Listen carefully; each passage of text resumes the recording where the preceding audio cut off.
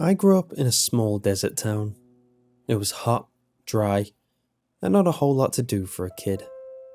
Explore a whole bunch of nothing out in the heat, or stay indoors with the air conditioning and play video games were about the two main choices. Many of the teens, once entering high school, I'm sure did a lot of damage to their livers, considering it had become tradition to substitute the boredom of not having much around with excessive partying. My grandpa was a kind old man who made the best of our dreary little town. He'd often skip the local bar to head up to the native reservations and drink at their bar. I've heard stories in my adult life of natives, when on their reservations, not being too kind to outsiders. Here, it was different. I presume it may have had a lot to do with the fact we knew to respect them. If people from our town went up to one of the watering holes on the reservation, we knew to be nice, and if it got a bit crowded, we needed to be the first to leave. If any of the adults, like my grandpa, decided to go have a few beers up on the reservation, they knew not to be rude, don't start any fights, and just enjoy the company. But anyway, he always brought back odd tales and folklore to tell me on the nights I'd spend over at his house. See, from a young age, I had a fascination with the creepy and bizarre. Don't get me wrong, it ended up giving me more nightmares than I can count, but it was worth it in the end of the day. One night, when I was about 10 years old, I was staying the night with him. We did the usual tradition. He drove me about 20 miles to another rag of a town that was lucky enough to have a McDonald's. He got me my usual, and himself something to eat. We enjoyed our meal, then headed back to his place. By the time we got back, it was night, which meant it was time for him to tell me some piece of creepy native folklore, or some odd first-hand account he was told by a native during his weekly visit to the bar. To the best of my memory, the story went like this. When the white man first started settling around these parts, the natives protested, much to no avail, and they soon had almost no land to call their own. After going through every avenue, they had to try and stop all of this. A local shaman laid a curse on them. That one day, a child of the white man would bleed onto their sacrificial stone, sealing their fate. An ancient spirit would be summoned to chase off the white man off their land. It would be a shapeshifter that would steal away their children. Any child brought onto the land or born on it would be stolen until only natives remained. I know, not very scary to an adult, or hell, even a teen. But at 10 years old, it gave me goosebumps anyway. I proceeded to ask him an onslaught of questions, all of which he didn't really have an answer for. I mean, he only knew what he was told after all. Fast forward a couple of months and it was summertime.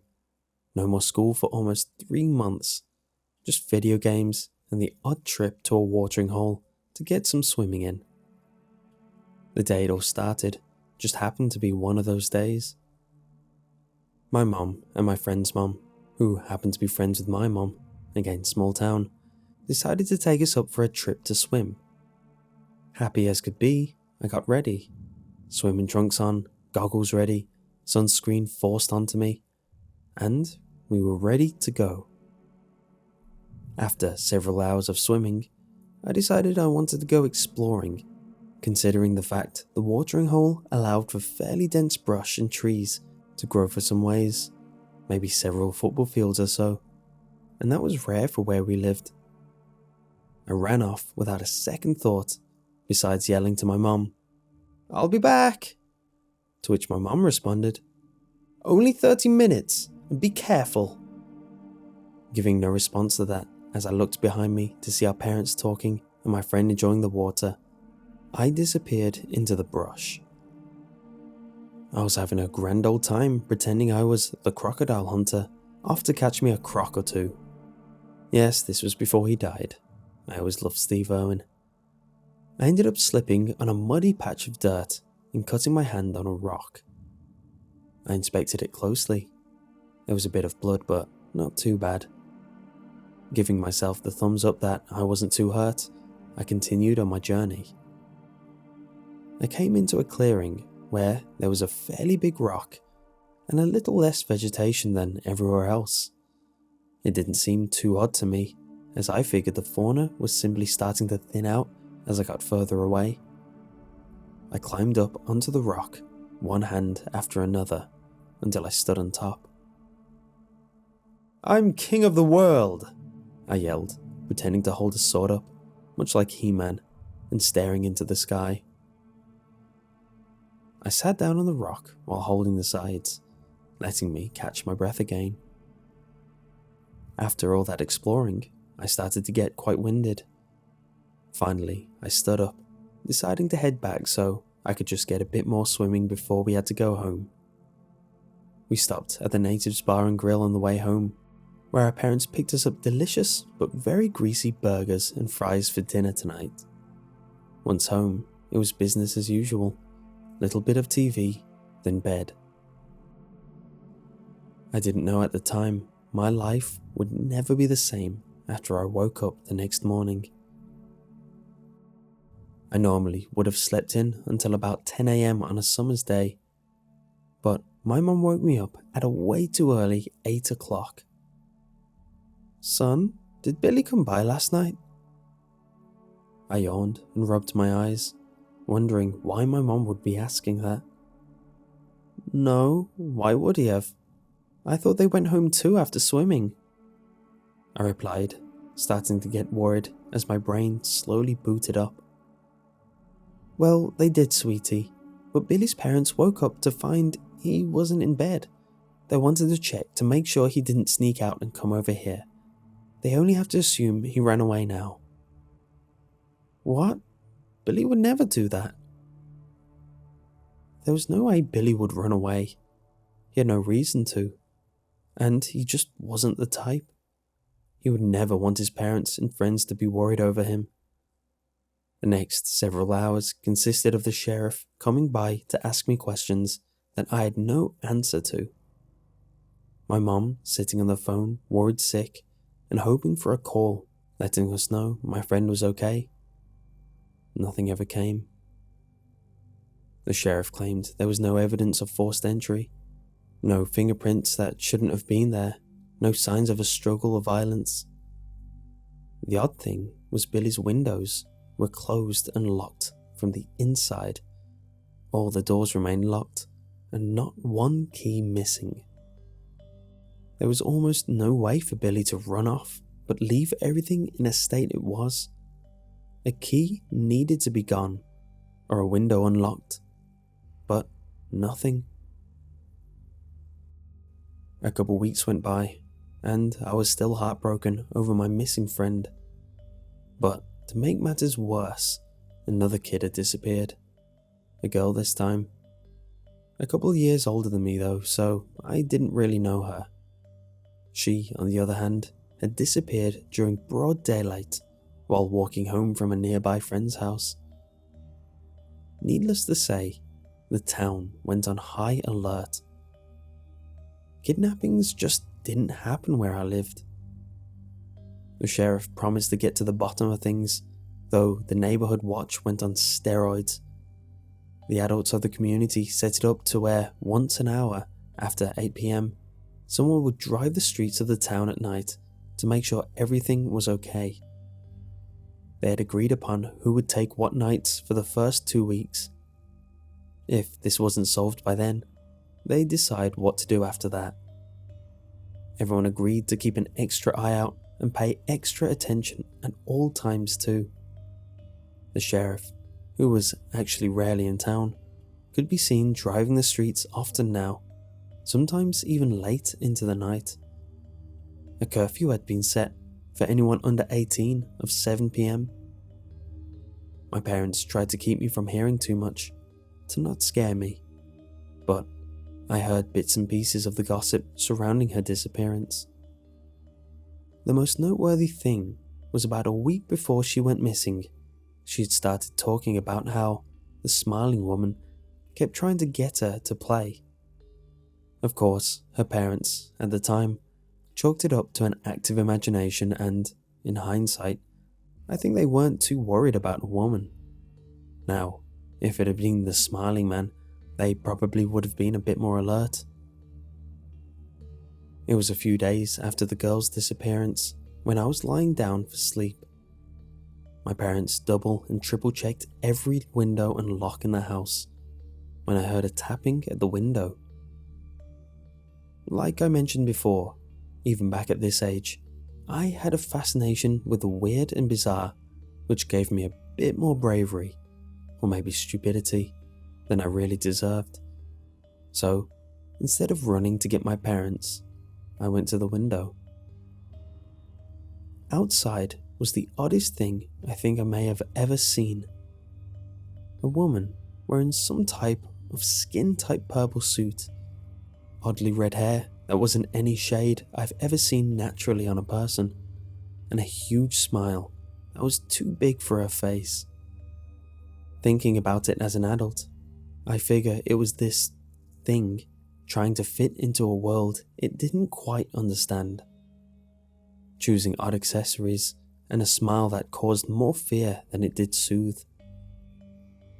"Come play with me," she said in an unnerving, childlike voice.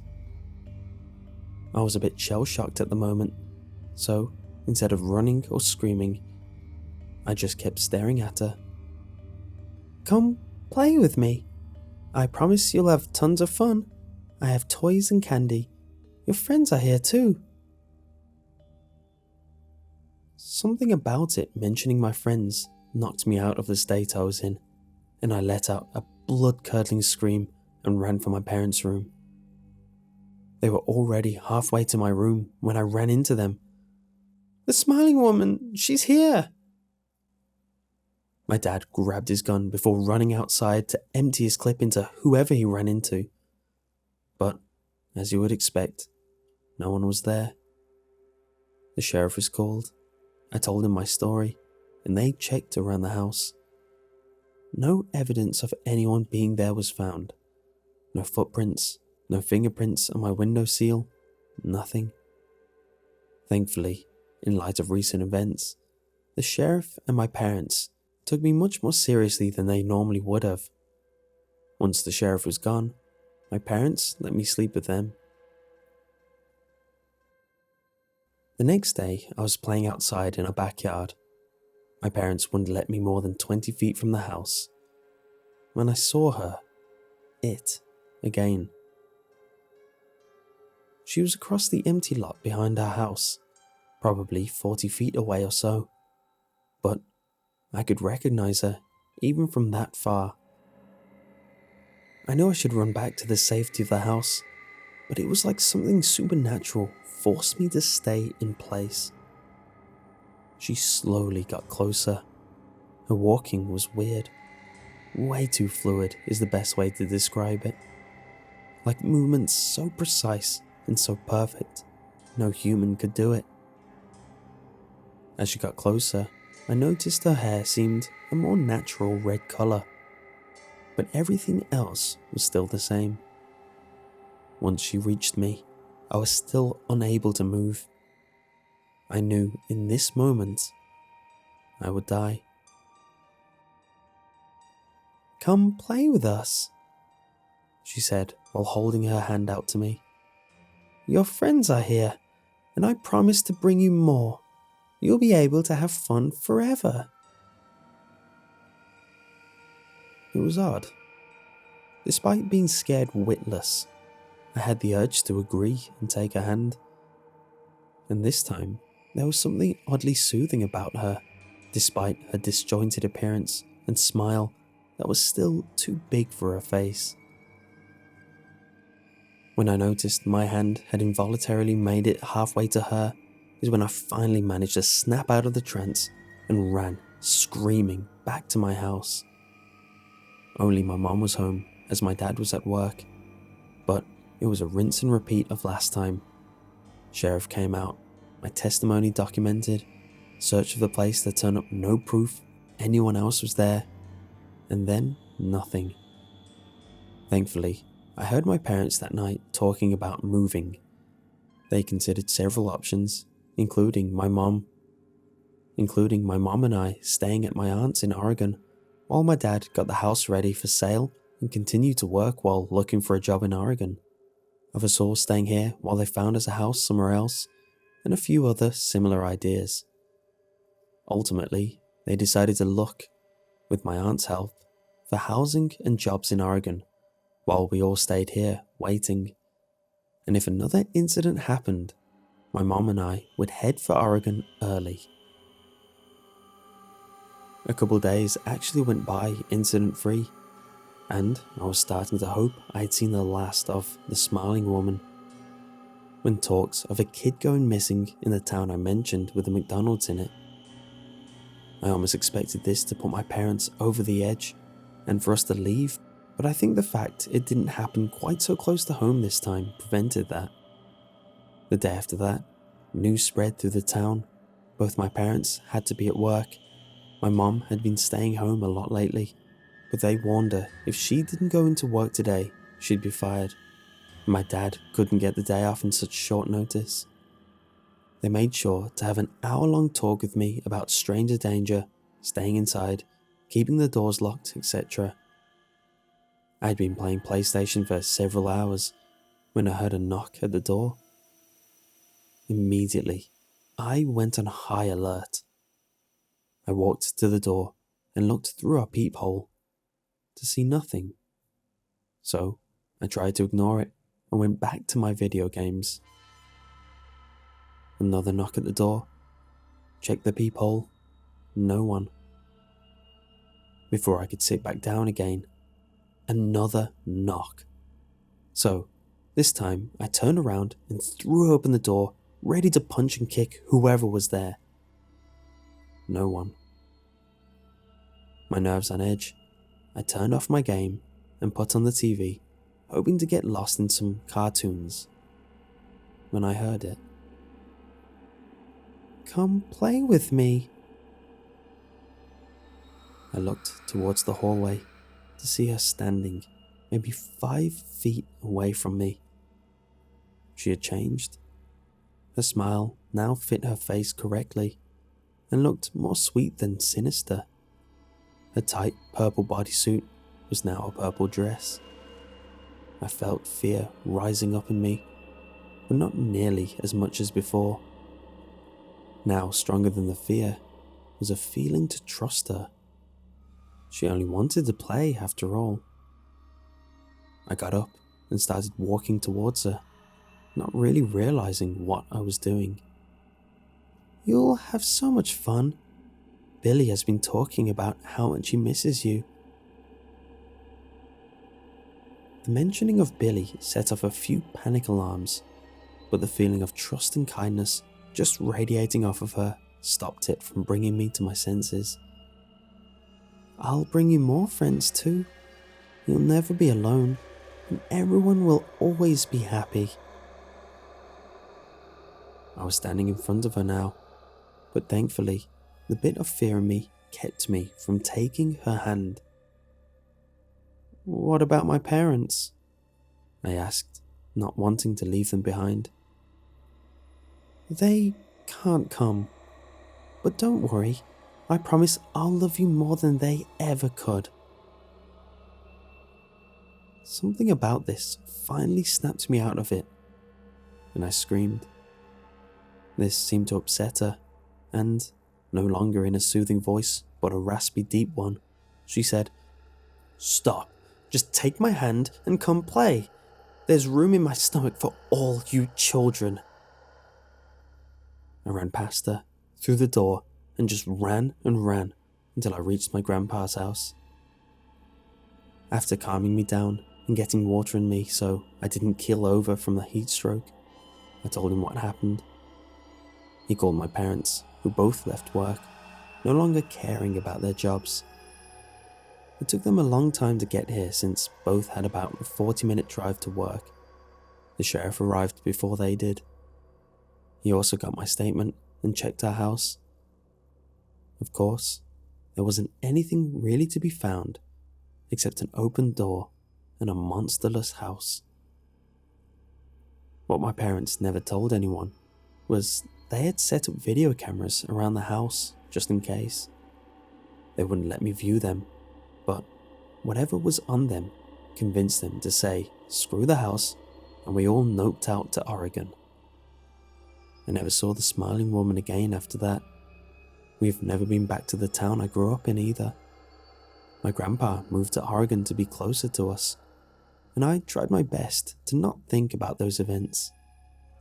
Though the story doesn't quite end here.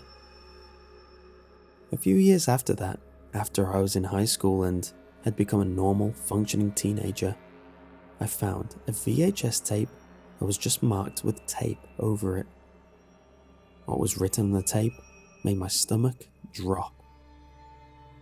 The smiling woman. I knew I had found whatever had been recorded that day. The curiosity got the best of me, despite always doing my best to not think about her. I popped the tape into our still functioning VCR. It showed me standing in front of nothing. What was important wasn't what it showed, but the audio. It was the conversation I had with her that day. But the entire time her voice was this low, raspy, bestial sound, like halfway between a beast and a person. She never had a soothing voice at all. I'm not sure why she didn't show up on the video. Last I heard about where I grew up was that a huge chunk of land was returned to the native reservation. But until then, a steady string of child disappearances continued. Oddly enough, they never stopped after land was returned. This made people suspicious that someone from the reservation took on a vendetta against the white man, but no suspects were ever brought forward.